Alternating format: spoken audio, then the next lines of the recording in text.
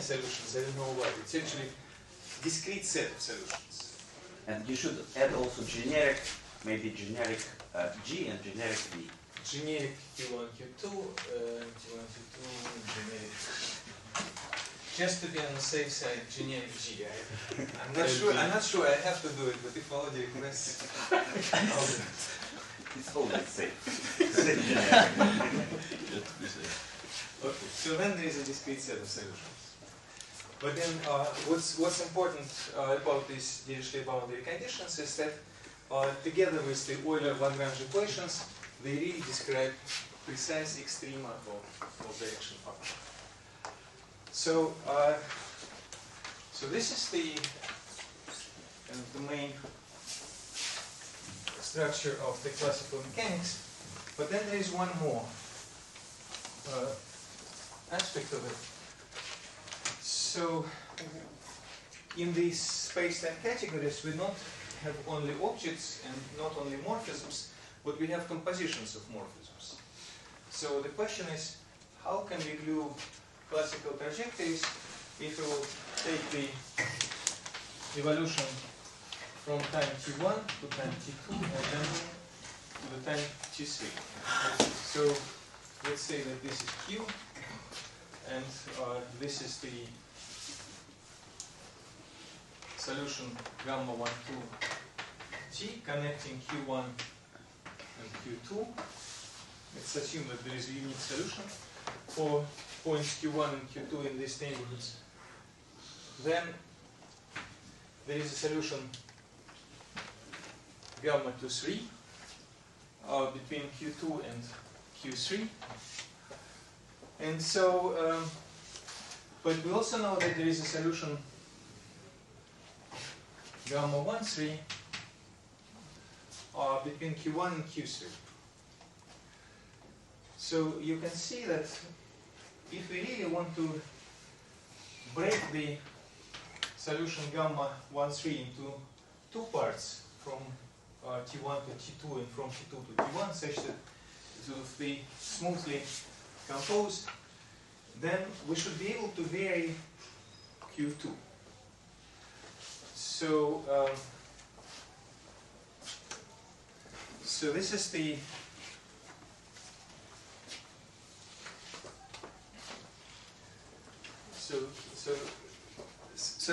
I don't want to have a long discussion of this, because we will have a discussion with a more general setting. But I want to emphasize that we not have just, say, a single boundary condition Q1 or a single boundary condition Q2. So we actually, Dirichlet boundary conditions is a family of boundary conditions. And if you want to compose two solutions smoothly in such a way that the first derivative will be continuous at the composition point, then you have to vary Q2 until they will start to, until you will have a smooth transition from one solution to the other. And this point Q2, let's call it Q2 prime, is the extremum of S gamma 1, 2 plus S gamma 2, 3 with respect to Q2. I said the extremum, I should have said n extremum, because in principle there could be several trajectories, and so the way how they glue together will be described by extrema with respect to Q2. So it's extremely important, if you want to glue solutions together, to be able to vary across the set of boundary conditions. So in the Hamiltonian formulation, it will be boiled down to the statement that the right setting for boundary conditions will be Lagrangian fibrations. And as you vary Q2, that would correspond to the variation through the fibers. To the sort of changing the fibers.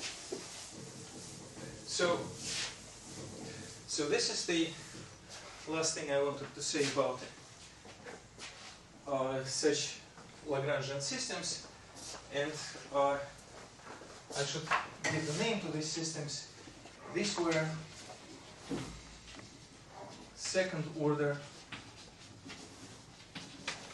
Lagrangian systems. Second order in the sense that the Lagrangian was the polynomial of second order in velocities, in the tangent directions.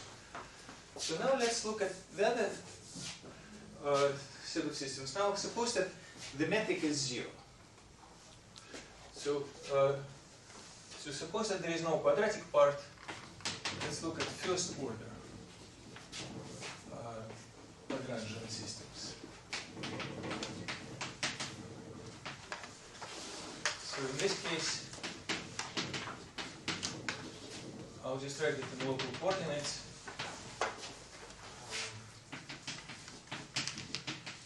We have something like this. So, of course, in the previous case, I could have had this linear term as well. Just for simplicity, I was considering the case when there's a quadratic term and the term that doesn't depend on C at all. So, but now let's assume that we have such system. So, the space-time category is the same, the space of fields is the same, the Lagrangian is different. And so the action is different. It's T1 to T2 of this Lagrangian function. And now let's do an exercise again, and let's consider, let's find the Euler-Lagrange equations for this Lagrangian. So let's take the variation of this.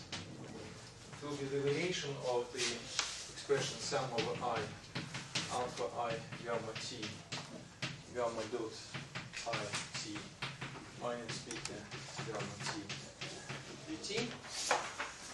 So this will be integral T1 to T2, sum over I, d, sum over ij, d alpha I, dqj. So then delta gamma j t, gamma dot I t. That's when I varied this part, plus sum over I, alpha I gamma, gamma dot I t variation, minus d beta dq I, delta gamma I t dt. So again, you can see that there are terms with the variation of gamma. So this one, and then there is one with the variation of gamma dot. If we want to have again the variation of gamma here, we have to integrate it by parts, and the result of the integration by parts is sum over I from 1 to n, alpha I gamma t, gamma delta gamma t I between T1 and T2 minus, alright, plus integral T1 to T2, and then so sum over j, let's say sum over I, d alpha I dqj minus d alpha j dqi, gamma dot it minus d beta dq j delta gamma j t dt. So there is nothing sophisticated here. It's a variation, and I integrated once by parts. So then let's see Euler-Lagrange equations. I want to introduce the notations. Omega ij, I'll write for this d alpha j dqi. So then in these notations it will be omega ij gamma t d gamma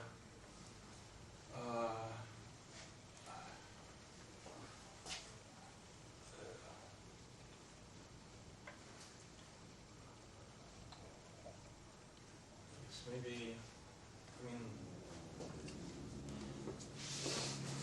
let's let it be ji.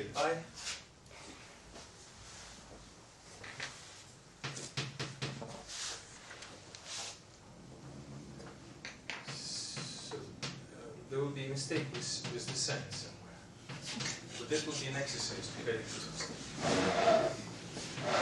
D beta dq j sum over from 1 gamma t. So these are the Euler-Lagrange equations, and then provided that gamma is a solution to the Euler-Lagrange equations, the variation of the action is given by the boundary term alpha I gamma t delta gamma I t. T is between T1 and T2.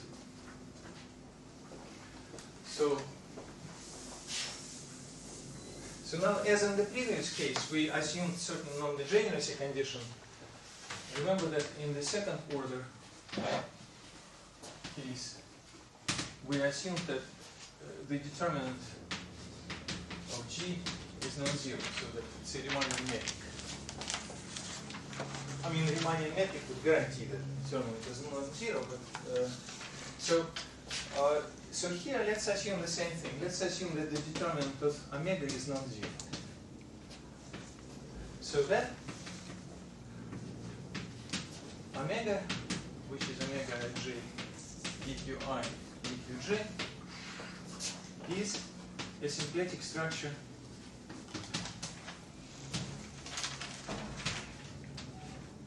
on the manifold N. So here,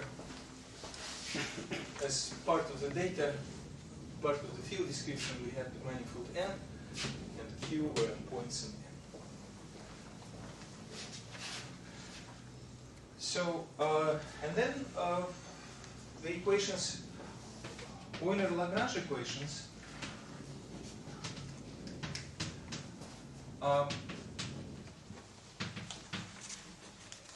equations for the Hamiltonian flow lines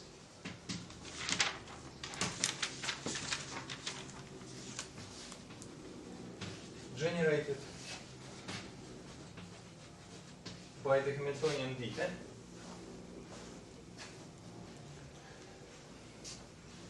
And also from the definition of omega, we see that omega is the differential of alpha. So essentially these dynamical, so corresponding dynamical systems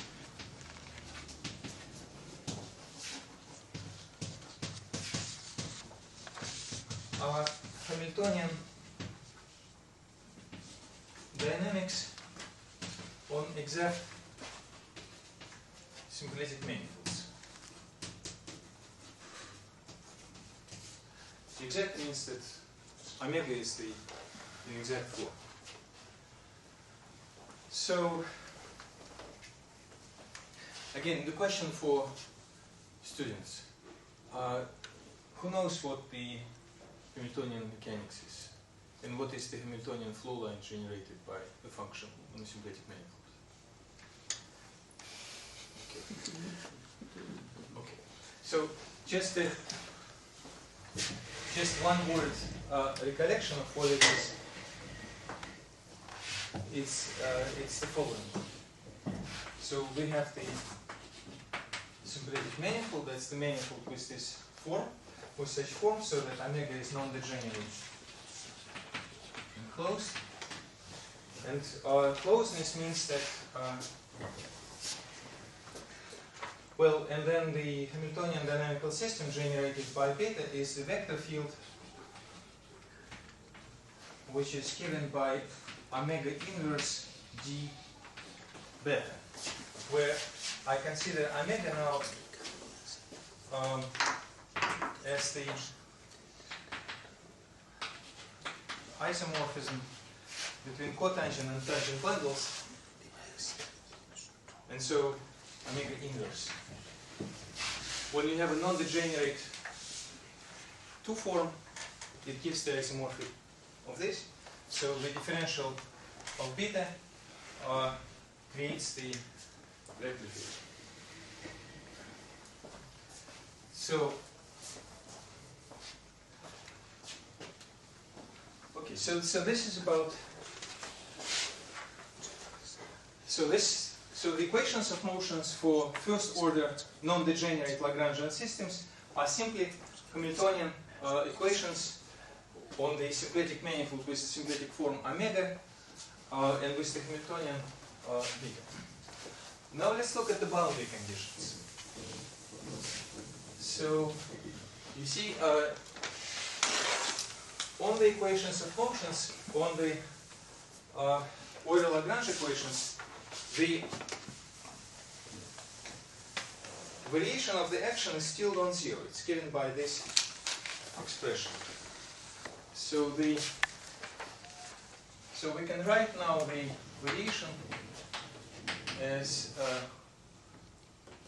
alpha gamma t1. That's a one form contact with the vector field gamma t2 minus alpha gamma t2 contacted with the vector field gamma t2, delta gamma t2.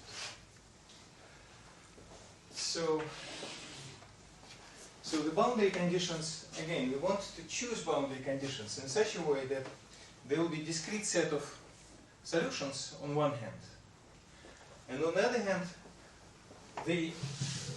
this variation will vanish for this choice of boundary conditions, so that the solutions to the boundary problem will be exact extrema of the action. So the answer is Lagrangian submanifolds. So now let's assume, so let L1, L2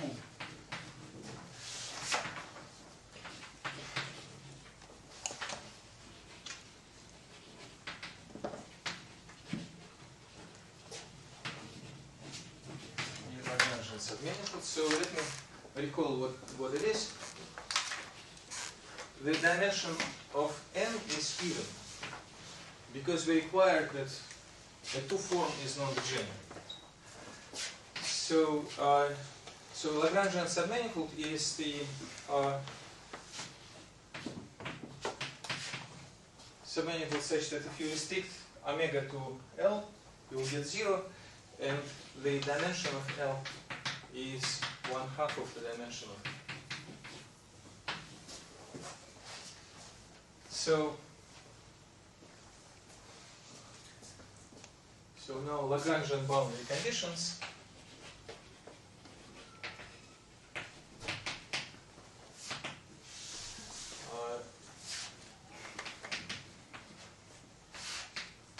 We should require that given 2 Lagrangian submanifolds, L1 and L2, gamma T1 belongs to L1 and gamma T2 belongs to L2.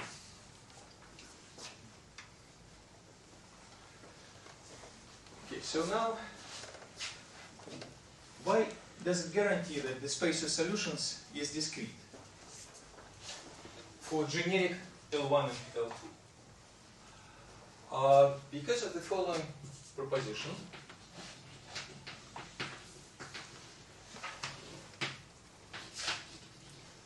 The subset L T1, T2 of points Q1, Q2 in N1 and 2 such that there exists a classical trajectory such that there exists this Hamiltonian vector, the flow line, well, rather solution to this differential equation connecting Q1 and Q2. So the statement is this subset is a Lagrangian submanifold in n omega 1 n minus omega 1 and n omega minus n minus omega. In the symplectic manifold, which is the product of two symplectic manifolds, but you have to take minus omega in the second factor.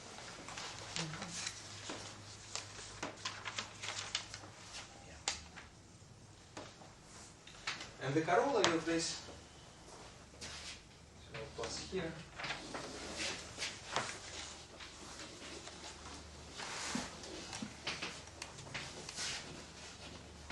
Solutions to the boundary problem, to the Lagrangian, to the generic Lagrangian boundary problem are points from the intersection LT, L1, L2, L1 cross L2. The Lagrangian subspace, submanifold in n omega is also Lagrangian submanifold in n minus omega. So,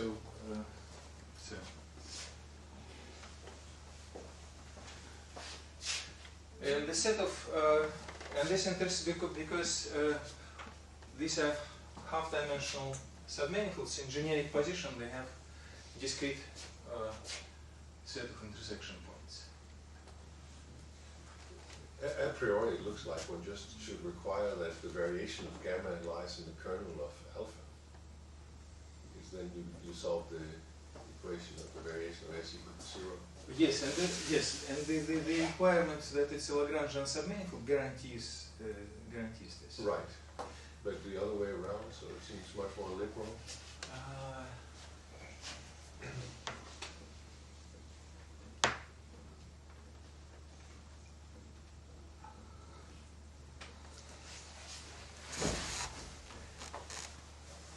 So, yeah, we have to have two conditions, really.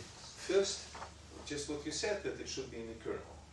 But then some kind of maximality condition.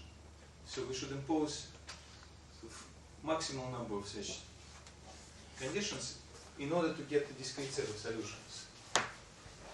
So you can choose isotropic submanifolds, but then you may have no solutions. You can choose.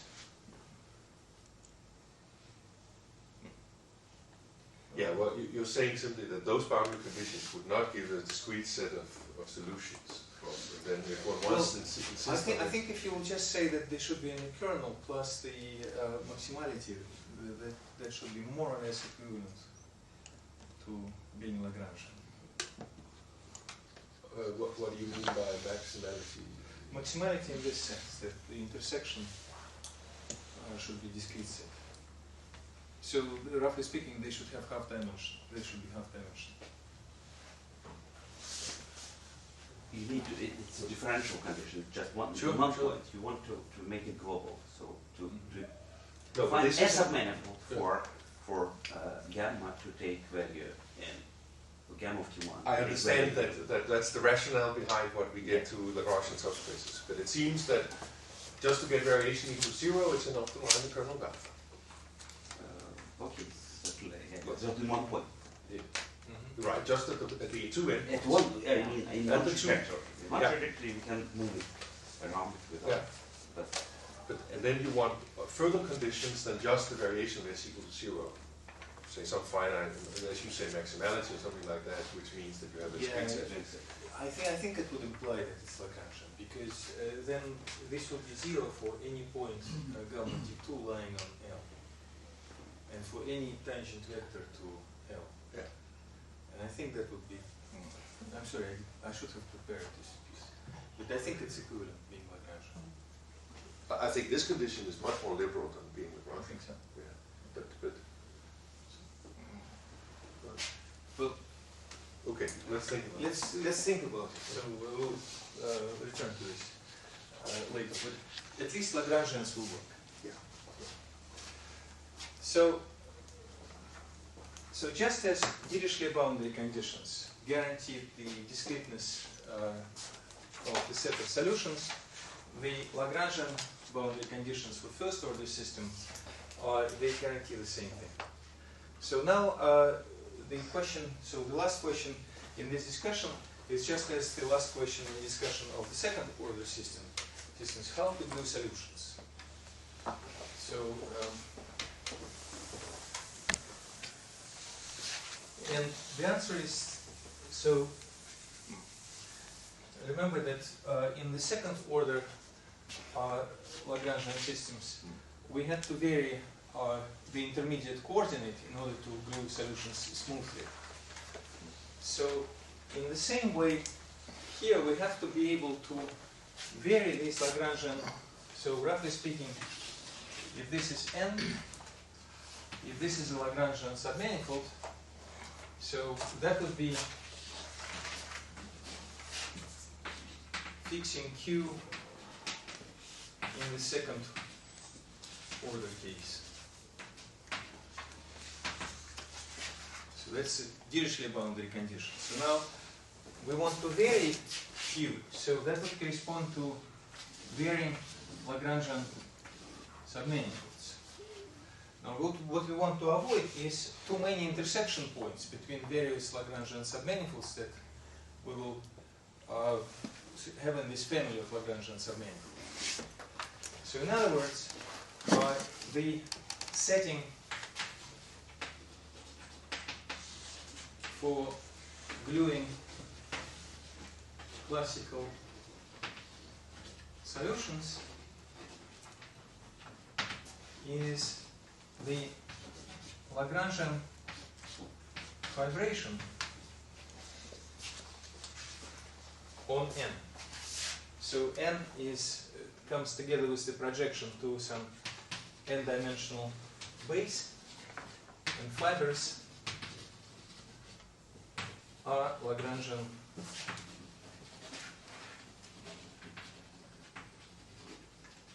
submanifolds. So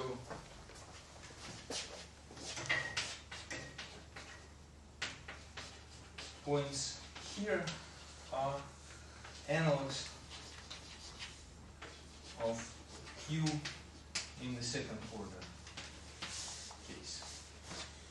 And actually we will see that the second order formulation also have a Hamiltonian version, and then in the second order case the phase space, the symplectic manifold, will be the cotangent bundle, and fixing the coordinates will be simply fixing the fibers of the natural Lagrangian vibration that we have on any cotangent bundle.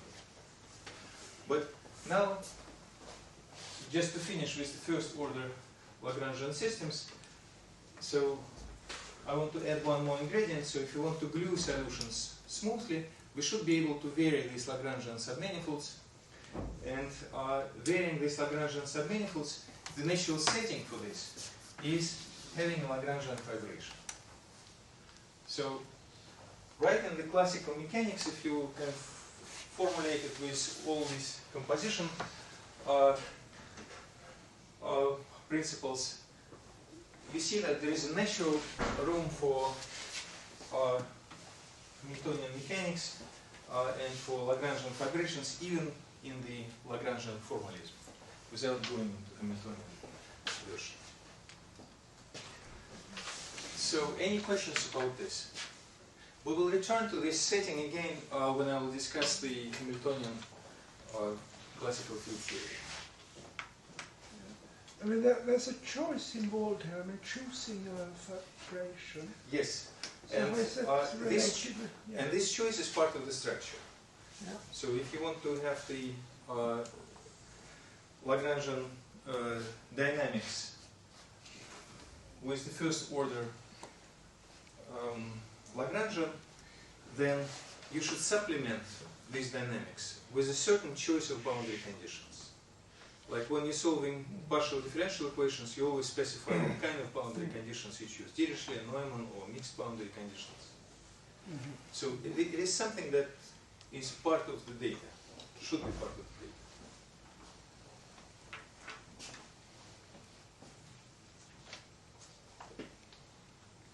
Other questions?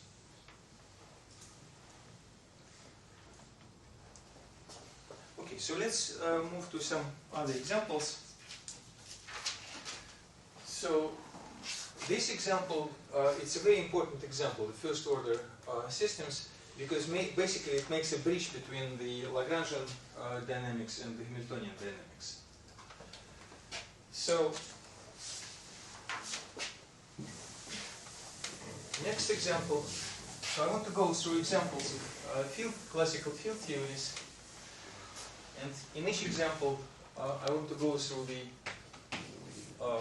through the ingredients: space-time category, the fields, the Lagrangian, and the boundary conditions. So then, nonlinear sigma model.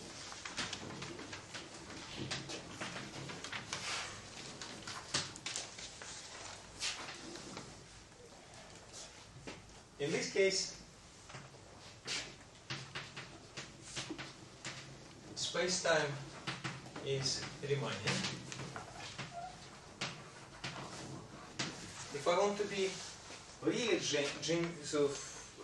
in total generality, I would say it's a Riemannian plus a fiber bundle, where the fibers are also Riemannian manifolds. But let's choose this. Let's consider the case when these fiber bundles are all trivial. So the space-time category is Riemannian, just as this. Fields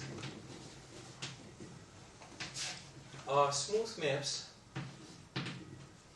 from d-dimensional space-time to some target space.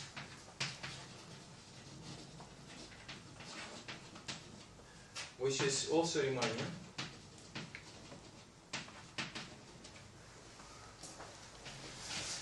And the usual choice of Lagrangian, again, there is a variation in the choice of Lagrangians, but the usual choice of the Lagrangian, and I'll write the action, is integral over m,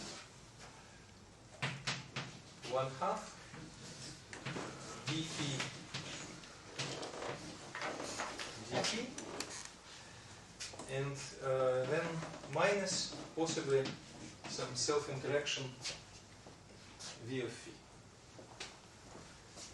So here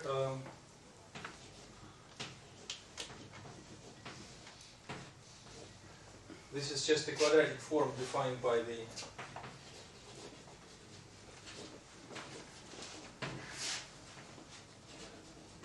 metric on m and x, and v of phi is some function. And this simplest, then there are several examples that are important for various reasons. So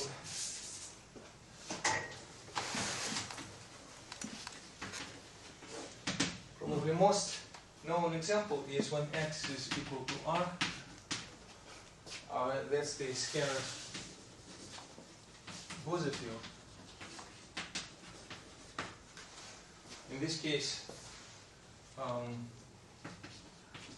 local coordinates the action is simply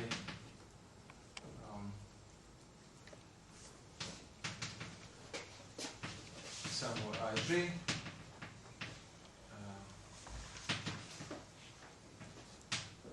phi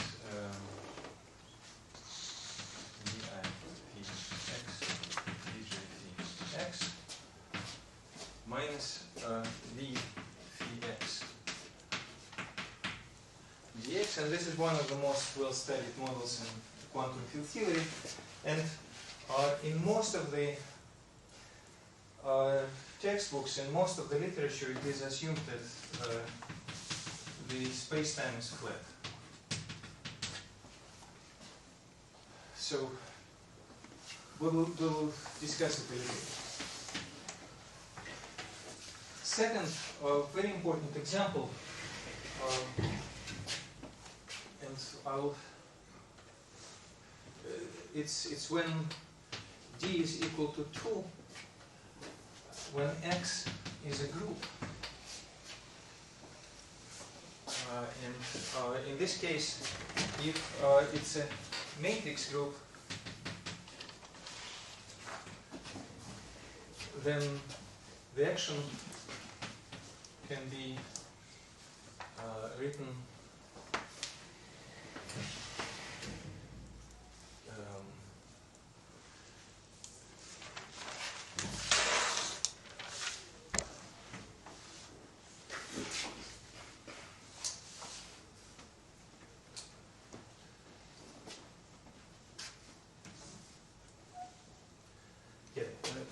let me not do this, but let's look at a simple example when it's just S2. So S2, we can naturally embed in R3. So the fields phi has 2 components, and sum over I phi I squared is equal to 1. So, and then the action will be 1/2 sum over I, and assume that M is flat. Sum over I from 1 to 2, sum over A from 1 to 3, d phi A dxi squared. So v is 0. It's a very nonlinear classical field theory, classical nonlinear sigma model. That's where the word nonlinear is coming from, and where the sigma is coming from. It's a long story, but and it's completely irrelevant at this point. It's just terminology. So this model is quite remarkable because its quantization resembles many features that people are expecting from the Yang-Mills theory. For example, in quantum Yang-Mills theory, what everybody is expecting and what nobody can prove is so-called confinement, a certain property of correlation functions. And this model has a confinement. So I'll return to this discussion when we will discuss quantum Yang-Mills theory. And that problem is integrable. And it's related to affine quantum groups, strangely enough. So, that's one of these remarkable models, which is an integrable quantum model of quantum field theory, which has interesting physical features, and which actually, the level of rigor of the results about this model is still rather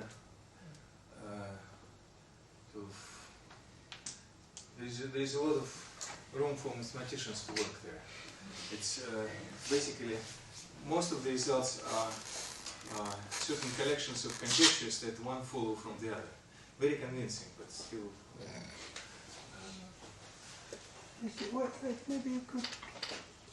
So what does this formula mean? I mean, it's supposed to depend on the metric on M. Metric on M is flat. Oh, sorry, M is flat. Yeah, sorry. It's flat M. For non-flat, there is nothing known. Yeah. So it's integrable only for flat and only for certain space-times cylinders. That's where it's known to be. I mean, in that formulation, original general formulation, you said that this inner product or whatever is defined using a metric on M and X. Mhm. So what is it precisely? It's well, in local coordinates, it's just the same thing. So It's the quotient of the volume of in M and Because its the image. you have metric on tangent space of M, you have metric on tangent space of X. I And this forgot- d I phi forgot- is just the linear map between them. So Yeah. it's an element of the dual of one tensor of the other, so there's a metric in Yeah. the tensor product of the dual. Yeah. That And is- I forgot to write the volume form here, of course. Yeah. Because M has a Riemannian structure, so we integrate over dx, where dx is the Riemannian volume form. And this, no, I didn't forget here, so this is the Riemannian volume on M. But it might still make sense to write it in local coordinates. I'm Yeah, sorry, I so guess I broke you. Yeah, in local coordinates, it's something like this: sum over ij ab g d phi, I don't know, a dx I d phi b dx j x x, and here there is the gab of phi of x. But this is you take a small volume element in M and look at its volume, the volume of its image in X, Yes. and then you take a quotient. So, I mean, That would be on top forms. No, Yeah, this is really... no, this is just a. Well, otherwise it would be nth power Yeah. in derivatives. yes, yes, Would be yes. determined. So, I mean, well, it's just like that. It uses the two metrics, both on M and on X. And it Yes, really uses the metrics and not just the volume elements. yeah. But I mean, the images will then have some lower dimensional area or volume or whatever. Right, in general, the dimensions are different, so it can be two-dimensional, four-dimensional. Yeah, but you can. This is a functional which gives harmonic maps. It must be the Yeah. Hilbert Schmidt But I mean, you can still. I mean, even in our space, you can measure two-dimensional area. So I mean. Let's not. Okay, sorry. Let's just forget about it. Let's focus. I mean, we will never use it. Let's have this discussion later. So I will never use anything beyond the scalar field. I just wanted to make a brief detour into this example. What? This is not just the determinants, because you can imagine what Marcel says. Then you would take the map induced from the top exterior power of M to the top exterior power of the image. No, And then you would top consider quotients, and that would involve a determinant and not this expression. You can still measure area for lower dimensional. Yes, of course. Yeah. That's what I'm This also is talking more about. like the energy. I mean, This is the energy and not the volume quotient. Okay. Yeah. The area more or less square root of The area would be to take the determinants of big G and little g. And compare those. This is the top form. At least for big So- G do something different. Okay, so this was really this was the aim of the second example. Now, again, just as in classical mechanics, let's discuss again boundary conditions. And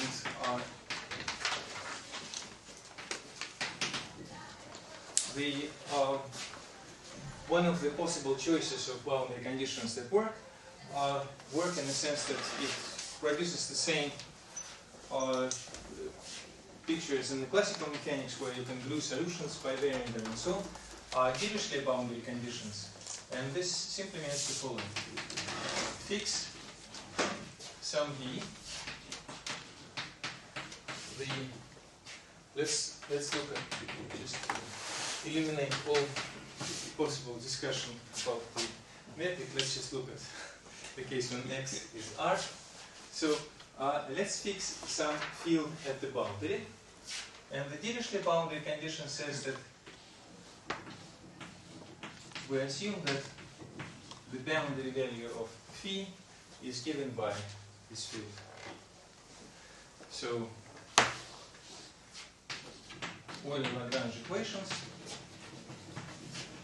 and it's easy to see what they will be in this case. It will be just the Laplacian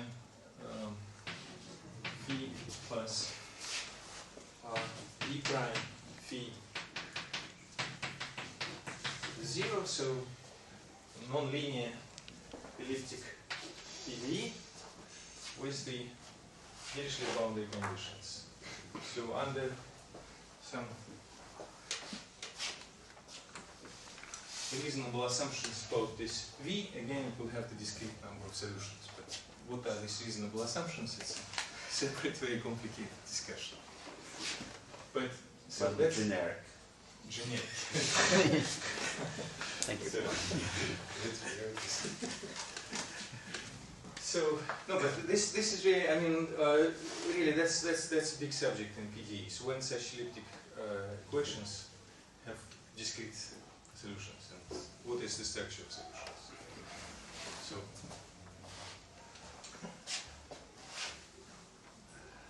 okay, so this is the, and then again, if you want to glue solutions, so let's see what kind of gluing we would have here. So before this, it was 2 time intervals that we would glue together. So now we can have 2 space-times, M1 and M2. We can have a common boundary M between them. And then the question will be the following. Say, let's fix boundary conditions B prime, B, B double prime on these 3 components. If we fix B, it defines T1 solution here, T2 solution here. I'm making the assumption that really, say, the solution is unique. Let's just make this very strong assumption. But then the question is how to choose B in such a way that together Phi1 and Phi2 will be a solution to the problem on the result of the gluing M1, M2. So that it will be, in particular, it will be smooth on the boundary. And for this, you should vary B, and it will be achieved where at the point where this functional has the extreme. So you fix B prime and B double prime, and you vary B, and then when this functional has the extremum, that gives you the special boundary value, and the solution Phi1 with this boundary value and smoothly can be glued to the solution Phi2 with this boundary value. If you will choose another B, not the extremum of this, then the first derivative will jump. So again, as in the previous case, it's extremely important to be able to vary the boundary condition if you want to glue solutions smoothly. So in some sense, you can see that this Lagrangian field theory is very similar to one-dimensional case. And in fact, if the category is one-dimensional, that's more or less classical mechanics. So this is sort of high-dimensional analog of classical mechanics. So now let's look at It's sort of 5 minutes past 12. So I'm I sorry. just wonder when you want to stop. It's a good place to stop, because then what I will be doing after the break is the Yang-Mills theory and the Schoen-Simons. I will remind the definition, and then after this we will have the Hamiltonian version of classical field theories.